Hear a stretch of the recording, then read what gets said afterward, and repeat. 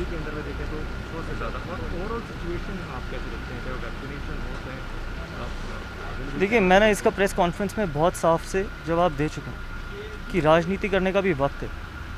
हर वक्त पे राजनीति करने की ज़रूरत नहीं है। और इसलिए शायद मैंने हमारे दिल्ली के मंत्री को मुखिया इसलिए नहीं बोला क्योंकि मुखिया का मतलब होता है जिम्मेदारी उठाना।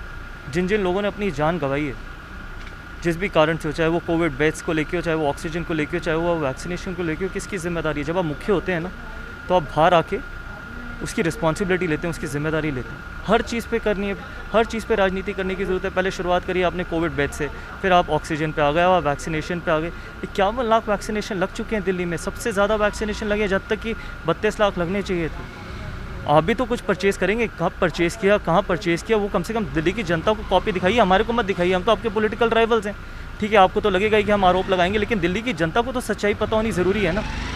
उन्होंने तो आपको चुना है, आपकी उनकी तरफ तो कोई जिम्मेदारी है या नहीं है? अगर आपकी दिल्ली की जनता की तरफ जिम्मेदारी है तो साफ सामने आइए, सच्चाई बताइए और दिल्ली की सेवा करिए, दिल्ली को बचाइए। और यही मैं कहना चाहता हूँ कि हम सबको मिलकर दिल्ली को बचाना है, देश को बचाना है, हर वक्त राजनीति करने का नहीं है। कोर्ट के गुड इंटेंशन और डिससर्विस की ऑब्जर्वेशन पे आपका क्या है? देखिए, ये मैटर बिल्कुल कोर्ट में है। मैंने आपको ऑलरेडी ये बोल चुका हूँ कि लोगों ने जितनी PIL दर्ज करानी है, वो जितनी कराना चाहते हैं वो कराइए।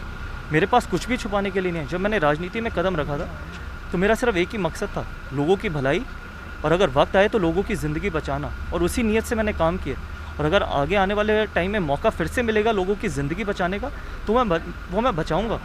क्योंकि जो वो वक्त था, उस वक्त मुझे अपनी ज़मीर की सुनने की ज़रूरत थी, उस वक्त इंसानियत की ज़रूरत थी, और मैंने उसी इंसानियत की तरीके से लोगों के लिए काम किया और आगे भी करता रहूँगा। जब तक राजनीति में रहूँगा करता रहूँगा, क्योंकि अगर मैंने एक भी व्यक्ति की जान बचाई है या उसकी ज़िंदगी बचाई है, उसके परिवार को बर्बाद होने से बचाया, वो मेरे अभी तक के पॉलिटिकल करियर की सबसे बड़ी अचीवमेंट है।